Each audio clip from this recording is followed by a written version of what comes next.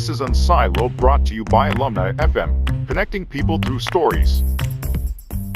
Welcome to Unsiloed. This is Greg LeBlanc, and I'm here with John Kay, who is visiting professor at the London School of Economics, a fellow at St. John's at Oxford, also used to be heading up Said School at Oxford as well, and also the author of, countless books. In addition to writing for the Financial Times on a regular basis, which I've been reading for many, many years, is the author, most recently, with this book called Greed is Dead, co-authored with Paul Collier. And also this book right here, Radical Uncertainty, co-authored with Mervyn King, but many other books, including The British Tax System, which you wrote with Mervyn King many years ago. Also, we've got The Culture of Prosperity, Obliquity, which I just packed more into fewer pages than virtually any book I've ever read. Also, The Long and Short of It, and Other People's Money. And I think all of these books are really fantastic. I don't know how you write so much, not only with the books, but also with the column. And you really sit at the intersection of academia and the world of practitioners. I think it's an envious position. And when you write in these last couple books, I think you're also sitting at the interface of both positive and normative. And I think you are critiquing not only the way that economists and other social scientists, decision theorists describe individual behavior and describe collective behavior, but you're also critiquing the implied normativity of these folks. And I wonder, it seems like the further away you distance yourself from the academy, the more likely you are to see some of the flaws and weaknesses in these models.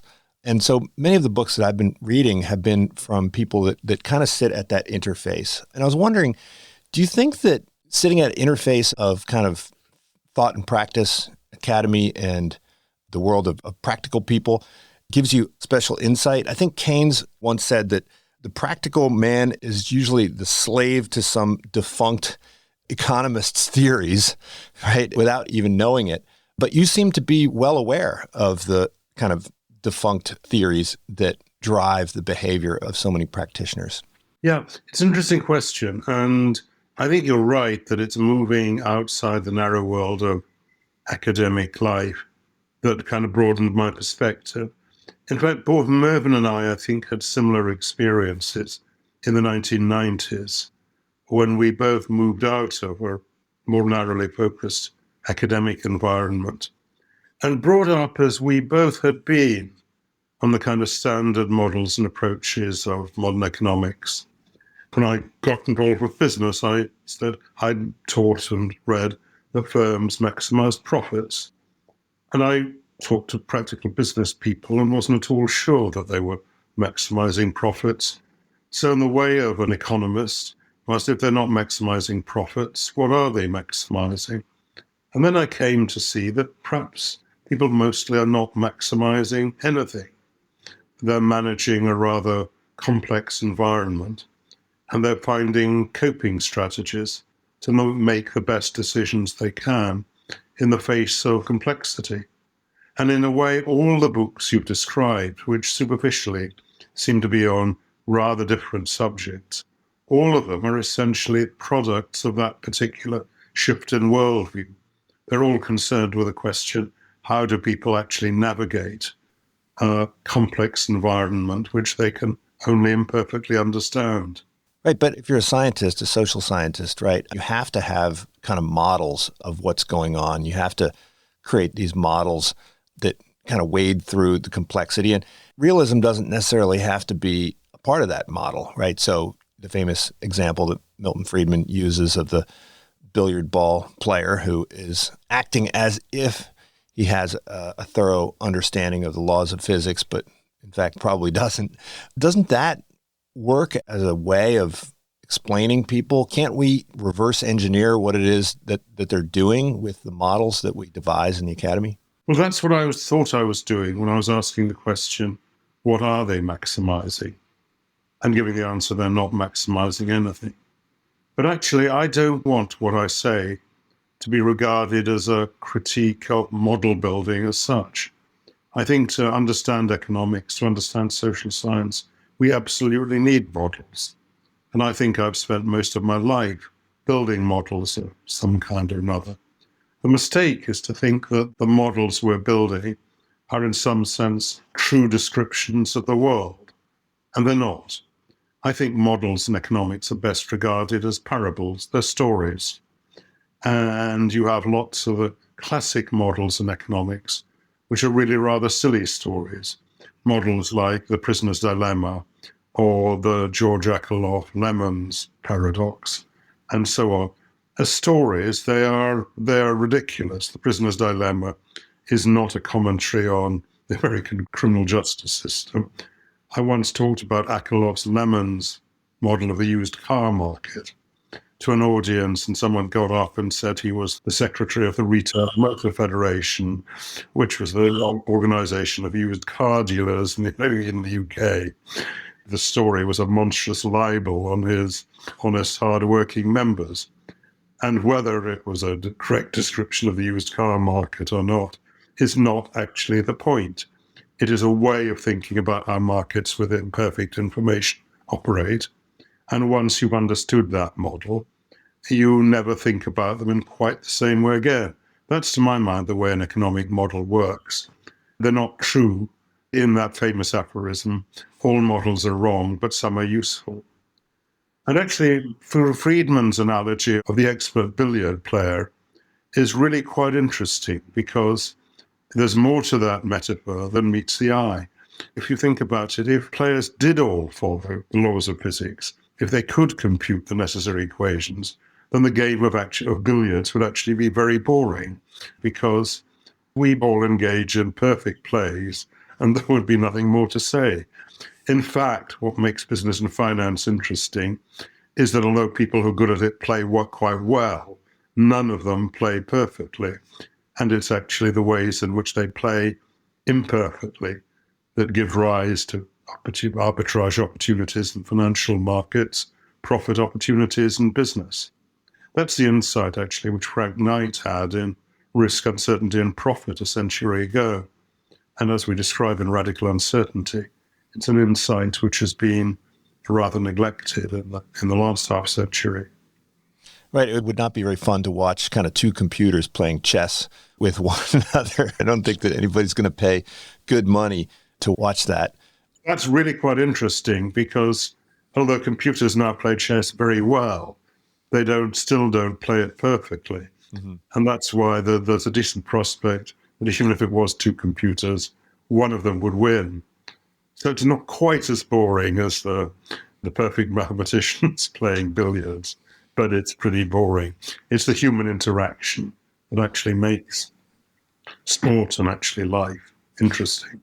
I love that quote by George Box about all models are wrong, but some are useful. There's another quote from Keynes, which is that the economist's job is a combination of the science of model design and the art of model selection. And, when I teach my students in finance and strategy, I use a lot of stories. And usually when I talk to them 20, 30 years after graduation, that's usually all they remember are the stories. And they talk about how having a collection of stories or frameworks is how they navigate the world. And it's just about figuring out which story or combination of stories helps them to wade through all of the mess.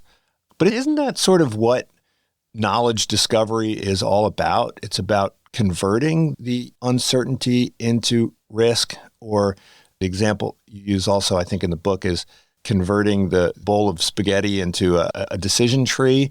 Isn't it about taking the confusing mess of the world and seeing some order in it, seeing some structure in it? You tell that whole story about the emergence of the probabilistic turn and how statistics, and prior to Pascal and Fermat and all those folks, they didn't see the underlying structure. And so isn't that discovery of predictability and the discovery of patterns and the discovery of risk in what appears to be uncertainty, isn't that kind of how scientific discovery happens? Well, I agree with half of that, and I disagree with another half. I think the half that is absolutely right is what scientific discovery is about, is as we're discovering patterns in what seems incomprehensibly complex reality and data.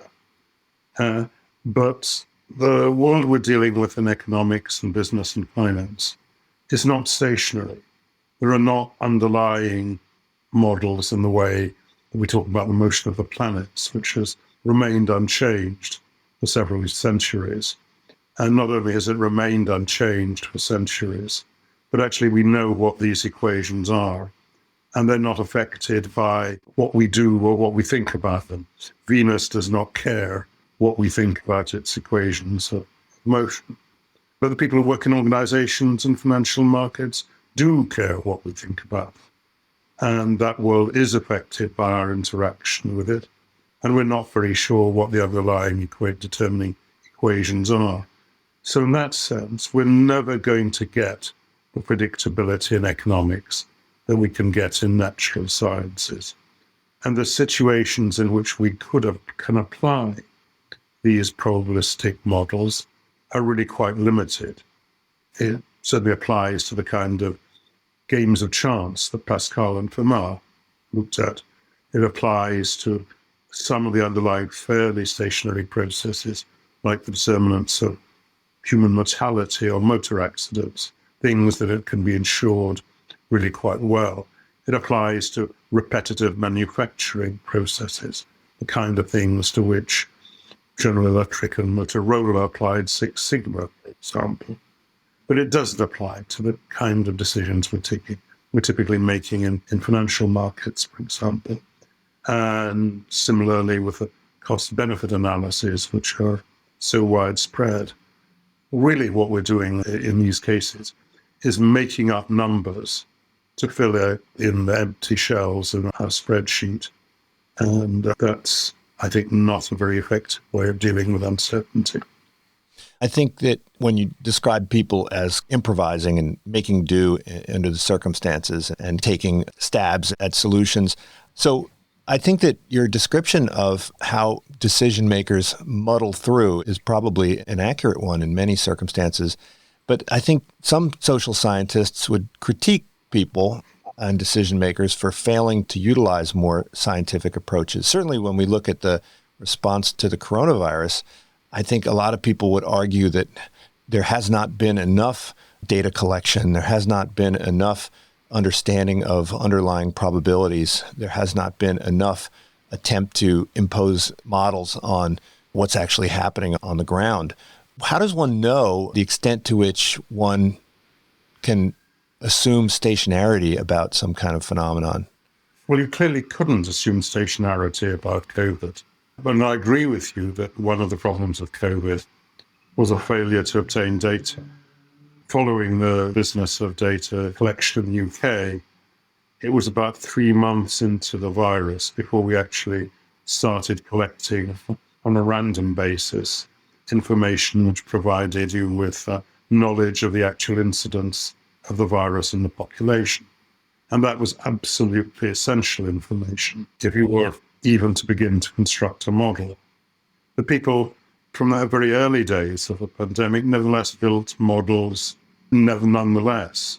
So an early prediction was that without certain measures, we would have 550,000 deaths in the UK from COVID. 550, I think the precision of that figure immediately starts to cast doubt on it. 500, not 600, not 400, not 700. That's an observation again about the way in which people use models. You can use models to say this is what might happen to an unchecked pandemic.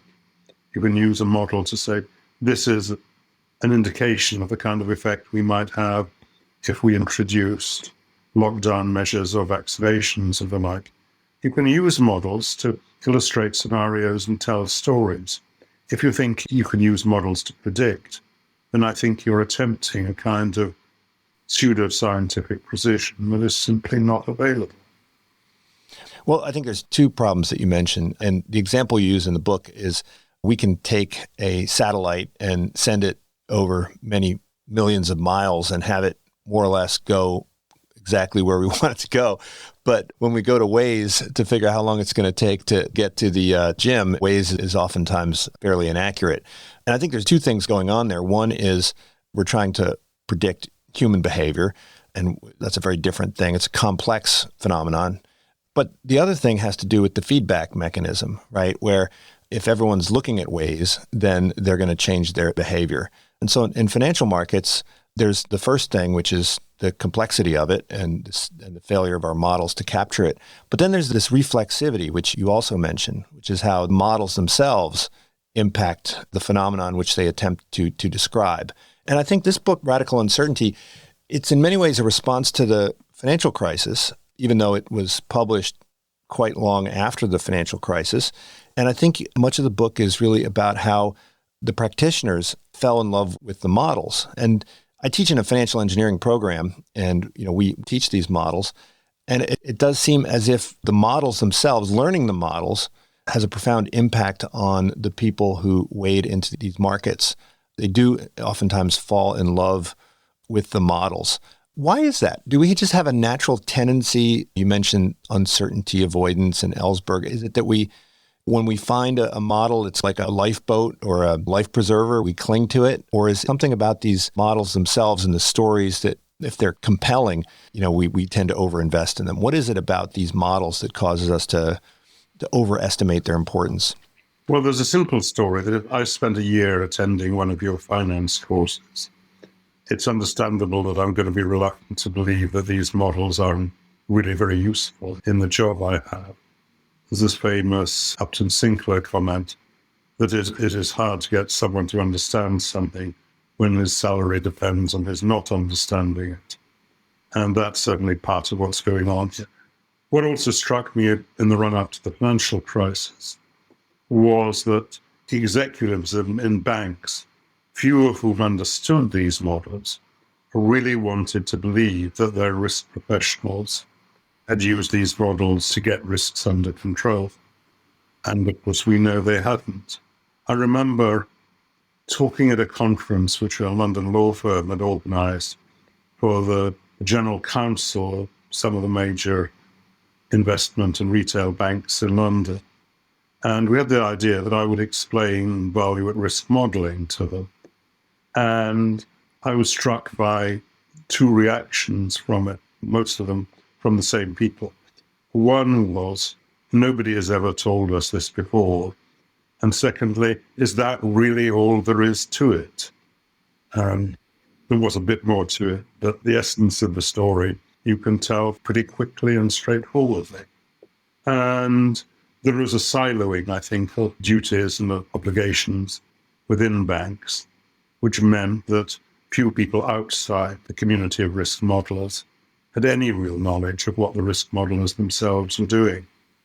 So I think you say that the motto of the Royal Society is take no one's word for it. And the discovery of knowledge is really about challenging existing models and interpretations. So you're saying that the executives really failed to interrogate or question the experts that they were relying on.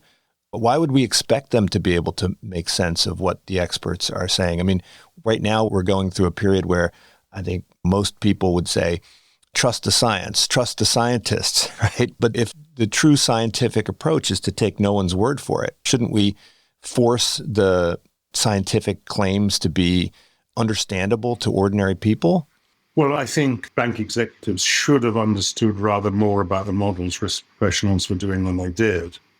That's not saying that they should have taken courses and done exercises to build the models themselves at the end of the courses. That they had no familiarity really with what the models were trying to do, I think it is pretty shocking. And you're right, we hear a lot of people saying we're relying on we've heard it particularly in the last year or so, we're relying on the science, trust the science or whatever.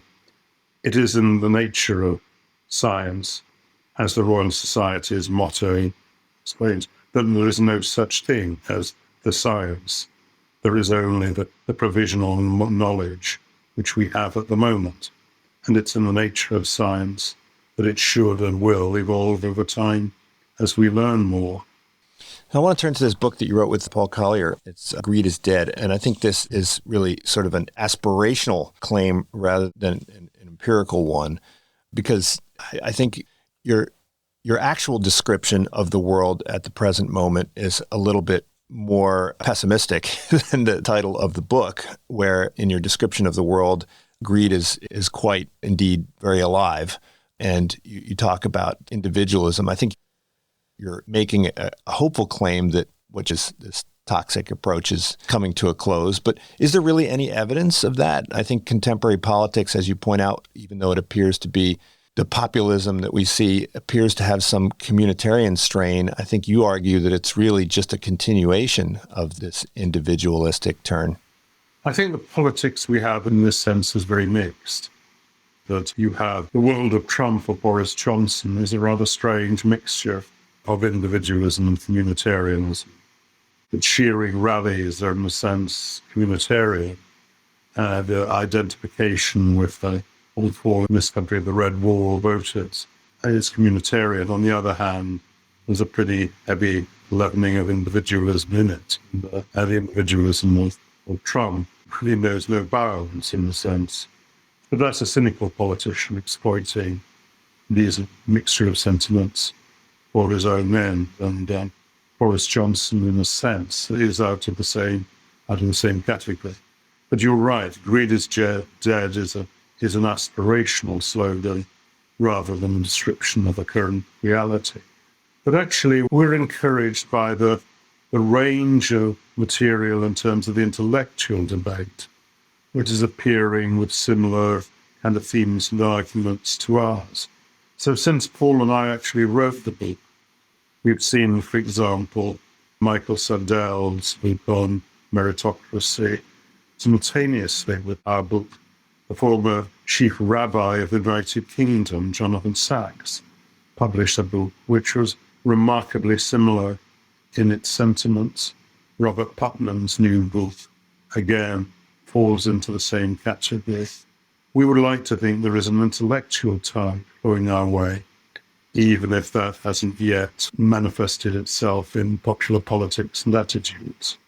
Well, certainly in the boardrooms, we're hearing conversations about kind of a shift, at least in how people think about corporate governance, right, with discussions of ESG and social responsibility. I was wondering maybe if you could talk about this change in corporate governance. You mentioned some examples of companies that you admire and CEOs that you admire, and these are ones that do not put profit as their number one objective. And I think that the corporate governance literature, which was built on principal agency theory over the last 40 years, and it flowed from that famous Milton Friedman piece, I think it was, in the 1960s that came out. And he argued that the business of business should be to maximize the return on equity for shareholders, presumably because I think he had faith in the other aspects of the law. He had faith in kind of contract law and political system when it came to identifying and controlling externalities and so forth, labor law. Do you think that this shift in vision and move away from this idea of profit maximization comes from a realization that those assumptions about the other aspects of our civilization are inaccurate? What is it that's driving this? What really led to the rise of this view of the corporation? What you're talking about at the moment is very much in line with the book I'm working on at the moment, which is Business in Society, as a matter of fact, is the provisional title at present. And part of it takes the Friedman doctrine and attempts to take it apart. And there are several difficulties. One, which we've been really talking about for most of the time so far, is that it's not at all clear how you do go about maximizing profits, even if that was your objective, in a complex, uncertain world. You don't know what will maximize profits, and you don't know after the event whether you've succeeded in maximizing profits. That's one problem. Another problem is that organizations whose purpose is to maximize profits are really not very interesting organizations to work for, except for purely instrumental reasons. That my classic example of that was Bear Stearns, which had this famous sign saying, "We make nothing but money." And what we learned was that organizations that make nothing but money, in the end, don't make very much money either. And the reason they don't make money in the long run is that they're torn apart essentially by the greed of their own employees. because people who work there have no reason other than their own personal search for reward actually to work in these organizations. And what I'm writing will be a fairly aggressive attack on the principal agent model of the corporation. It will argue that businesses are essentially social organizations. And I take some rather forceful British examples. One is ICI, which for most of the 20th century was Britain's leading industrial company, chemical company operating in Britain and around the world. And until 1990, its mission statement was the purpose of ICI is the responsible application of chemistry and related sciences to business. And actually, they steered imaginatively away initially from a focus on explosives and dyestuffs into petrochemicals and fertilizers, and then ultimately into pharmaceuticals, and built a successful pharmaceutical business. And it's the rump of ICI's pharma business, which is responsible for the AstraZeneca vaccine, which has been the principal thing in defeating COVID in the UK. But actually, I say the rump of that business, because in the 1990s, they decided to change their statement. Their mission was now to create shareholder value by focusing on businesses in which they had a competitive advantage. They tried to sell some of their boring old businesses, buy a lot of exciting new ones. And it was easier to buy exciting businesses than to sell old ones. And in the event, the company crumbled under a mountain of debt. And in 2007, ceased to exist as an independent company.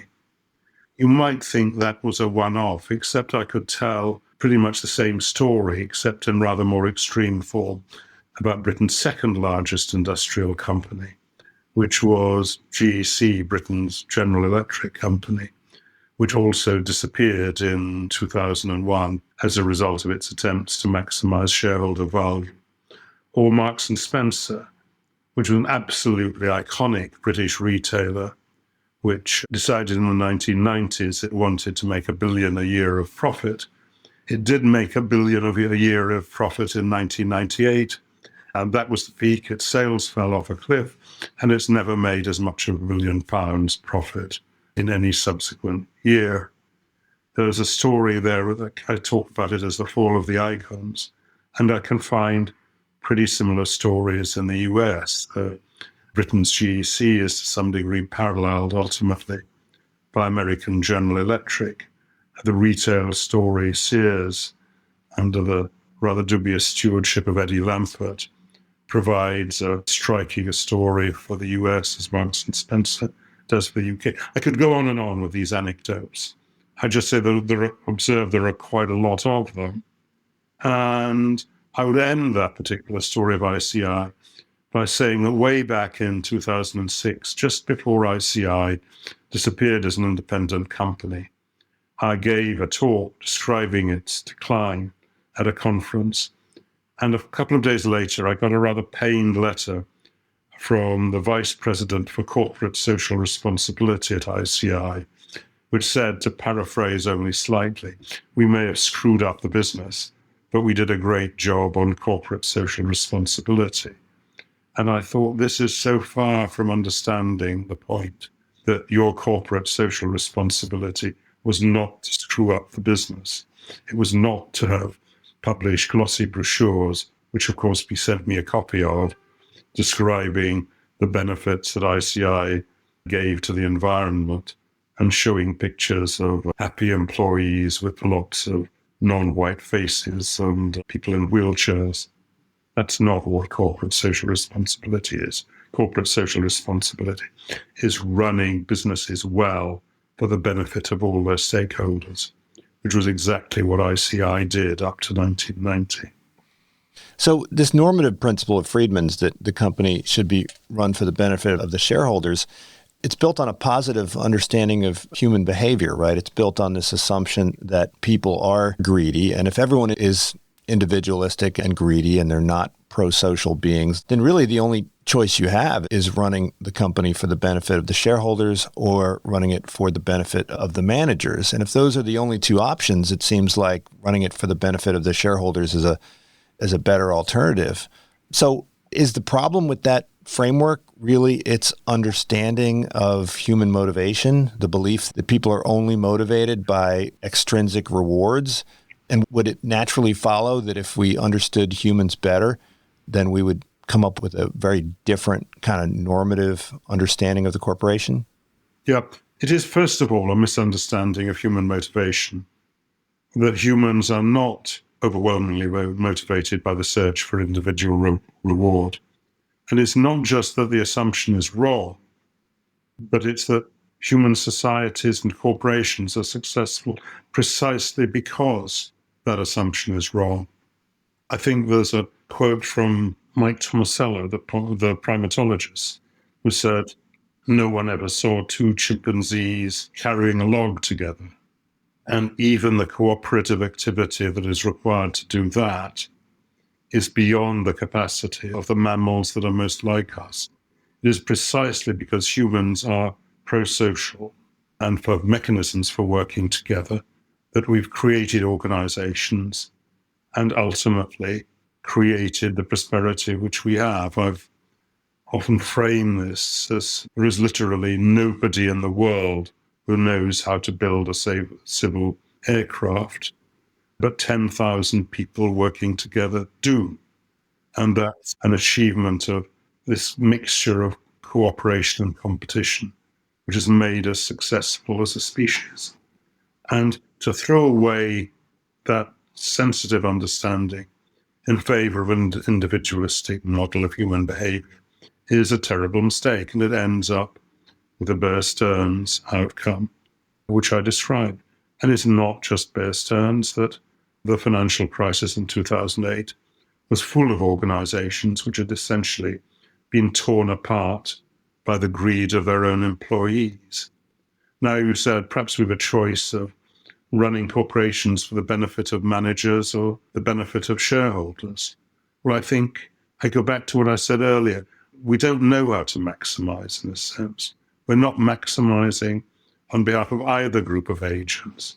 What the thoughtful chief executive of the corporation is charged with doing, as I see it, is maintaining a balance. It's like steering a boat down a river. You don't want to go too close to one bank or the other or another. That's a sensitive job.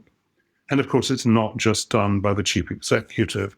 Another mistake which arises from this kind of modeling is the individualization of businesses themselves, so that GE was Jack Welch, Apple was Steve Jobs. Of course, these people had quite a large influence on the business. But if you think Apple really was just Steve Jobs, you have basically misunderstood what the nature of Apple's achievement and strength was. It was a combination of people who were good on design, people who could write software, engineers who understood not just the technology, but how to make the technology user-friendly, and so on.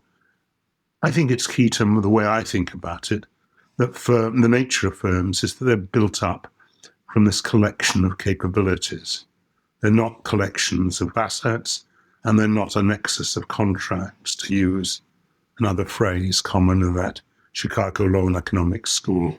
Well, I think this critique of that you and Paul wrote, the Greed is Dead book, I think the title Greed is Dead is really only a partial description of what you're discussing in the book, because I think you're not critiquing greed as much as you're critiquing this very individualistic view of people, only part of which seems to be around greed. You talk about the economists, but you also talk about the lawyers. And I think you argue that the kind of rights talk or rights revolution is just the other side of the same coin. And so the woke revolution and Donald Trump are kind of flip sides of the same phenomenon. Could you maybe dig into that side of the argument?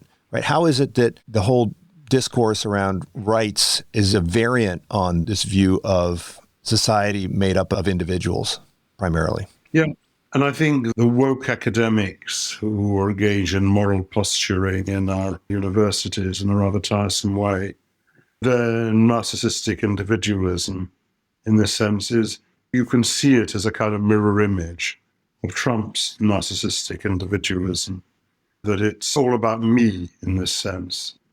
Now, you were also talking about the growth of rights talk in terms of the legal frameworks in which we operate. I think this is a story really of the way in which, after the Second World War, so much of the intellectual framework that drove both our politics and our economics was driven from a kind of rather individualistic American political philosophy, which was reflected in different ways, whether it was on the left, the kind of Rawlsian theory of justice, which is very much about justice as relationship between individuals, in contrast to the kind of communitarian story that someone like Michael Sandel would want to tell. It also underpinned the way we think about economics as well. And we want to try and push against that particular tide of thought to emphasize what I was saying a few moments ago, that not only are humans not particularly individualistic as a species, but the reason that they've come to dominate the world is precisely that they're not individualistic as a species. That's why we are able as humans to engage in these complicated constructions, from power stations to complicated aircraft, which no other species even comes close to being able to match. You argue that people have lost faith in markets and politics, and both markets and politics are institutions which are designed to reconcile individual goals. And if we have an individualistic view of the world, then why would we not view these institutions which are designed to harness and intermediate these different individualistic goals? Why are people losing faith in them? Well, I think they don't understand them very well. And indeed, the descriptions of them which are provided are pretty repellent. I've written that we talked about markets and corporations and from the 1990s in ways that were both repulsive and false. If businesses really were like the ones Friedman was describing, they would be a rather unpleasant place to work. And actually, the reasons why people would say we don't want people and organizations like that anywhere near our schools and our hospitals and other things we care about would be, I think, very persuasive.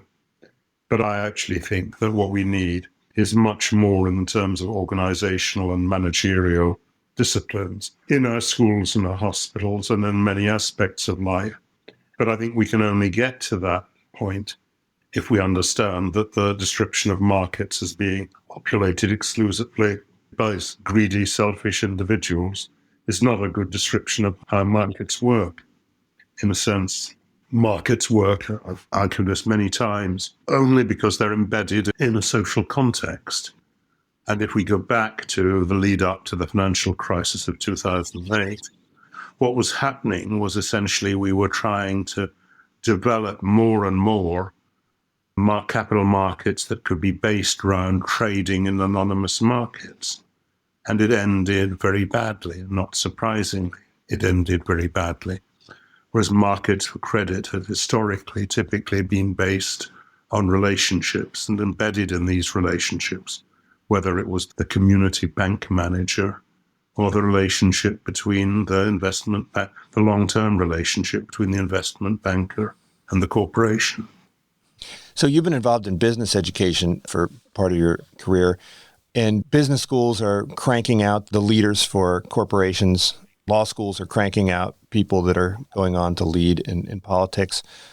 What are we doing wrong in our education? Of course, these institutions are staffed by theorists. They're staffed by academics who work with models and design theories.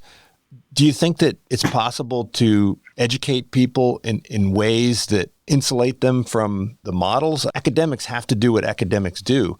They're going to be designing models and they're going to be developing these models. Do you think that academics can do what they do and can separate that from what they're educating people?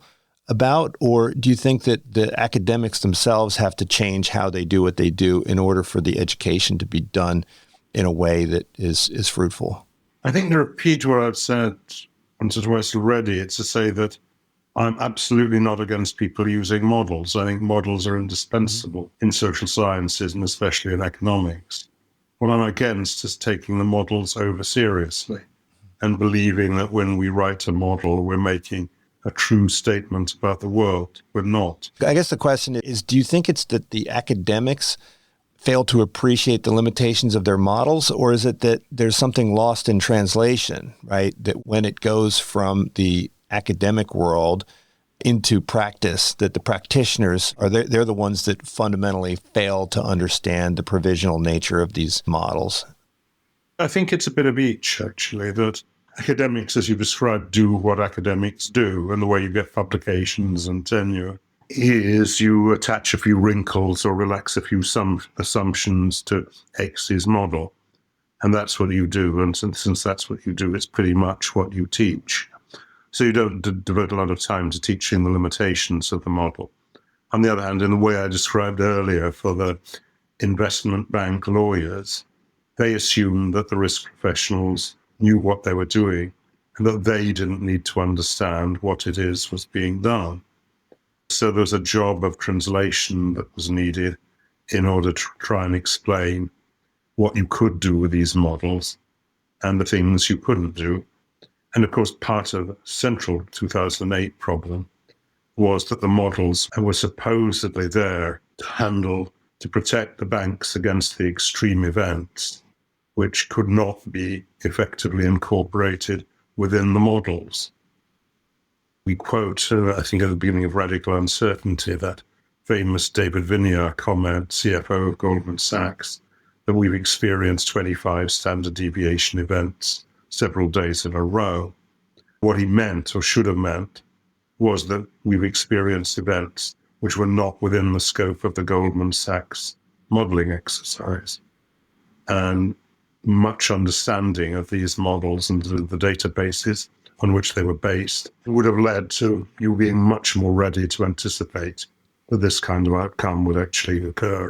I mean, I had an experience once where I was hosting a bunch of consultants from one of the top consulting firms, and they came to the university to learn about things like game theory and evolutionary theory and so forth. And I remember after we as academics explained the models, and then we adjourned to dinner and everybody started talking about what they had learned, and what they had done is translated these models into something that they could understand and apply. And we academics, we were like, no, you're not getting the model right? You know, you're making all sorts of inferences about the model that are incorrect. And I thought on the one hand that this was a bad thing, that they really didn't understand what we were doing. But then I began to realize, well, that's actually probably exactly what you want. You want the practitioners to forget about the limitations of the model. The models are too restrictive. They're not really something that you can apply in practice. So I wonder if the problem in practice, is it that they have too much faith in the models, or is it that they forget that we as academics are making assumptions and that we are setting boundary conditions, and that they lose sight of those boundary conditions and they lose sight of those assumptions once they get out into the field? It's funny, it's sometimes one and sometimes the other. And the extreme case of that is really economic forecasting, where on the one hand, if you talk to business people, they're very skeptical about the value of economic forecasting. On the other hand, they desperately want these economic forecasts. I remember a session, ironically, given what I was saying earlier, it was run by the chairman of ICI at the time. And the first part of the session was spent going through the reasons why not only was economic forecasting not reliable, but why it could not be reliable. This meeting had been set up so that the ICI people could express their contempt for economic forecasting. And I remember it ended by the chairman saying, but we really need to know these things about the future. We need to explain that we don't know nothing about the future, but if he wants to know what the dollar sterling exchange rate will be in 2030, we can't give him a sensible answer to that question. I must say, it has been frustrating for me that particularly when I was running a consultancy business, you would be called by people who would ask questions like, what will the dollar sterling exchange rate be in 2030? And what I thought is the right answer to that question, which is, tell me why you want to know that. And I will try and frame some more sensible question, which is possible to answer. But that response didn't work. And it didn't work for two reasons. One is that the person at the end of the phone knew that if you rang up the Goldman Sachs economics department, there would be someone there who would give him an answer. And secondly, what it typically was someone who had been asked by his boss for an answer to that question, or was constructing a spreadsheet in which he needed to fill in that number. And he didn't really care what the number was. He simply needed the number to fill a hole. And I'm afraid that's what a lot of economic forecasting is in business is used for.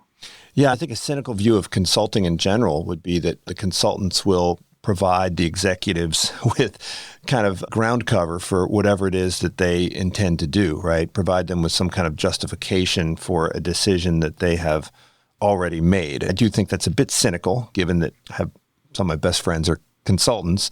There is a certain logic to it, because if you're not providing the opinions that people want, then you will go out of business.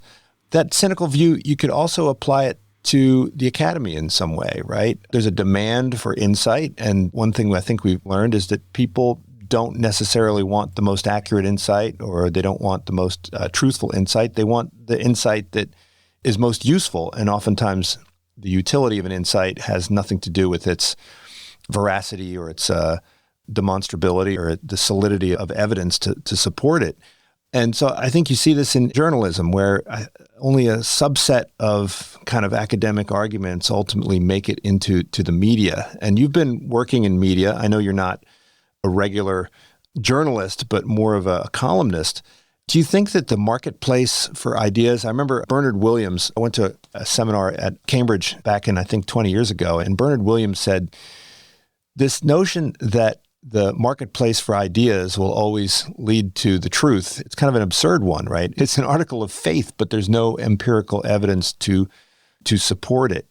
So if Keynes says that some defunct economist is influencing a practitioner, could it be the other way around, that it's really the practitioners that are driving what ideas rise to the top in academia? Is there this demand for models that will justify the business practices that people are trying to pursue, or the policy ideas that politicians are pursuing? I think there's some truth in that. And if you go back, we were talking earlier about the Friedman 1970 article. That article was, in a sense, the starting gun in what was a campaign by people in business to influence the ideas that were coming out of the academic world. And it was a campaign that led to a lot of funding for the law and economics movement, for example, and much of the theoretical underpinning of the principal agent models of the corporation we've been discussing was the product of these kind of programs.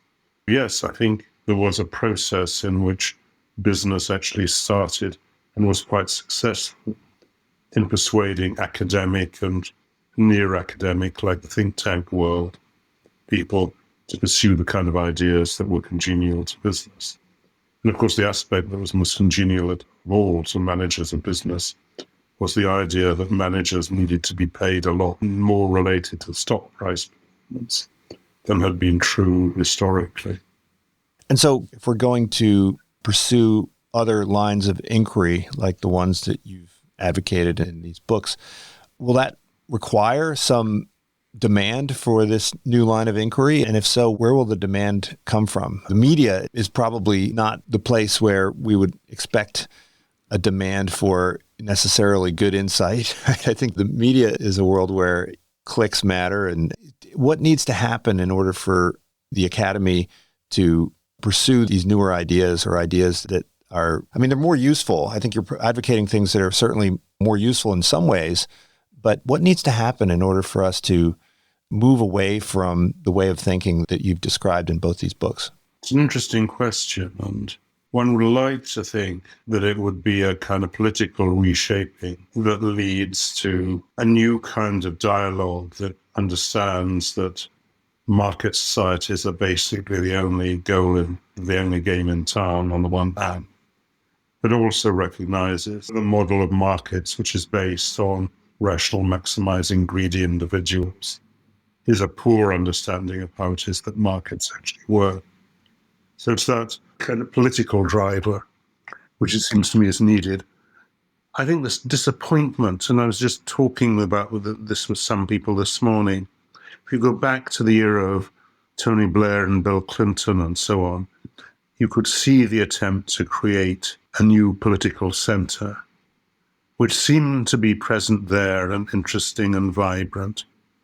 And yet it died under, in part, the personal deficiencies of these were two rather powerful, charismatic leaders. But in the end, there were personal issues which prevented them having positive effects in the long run.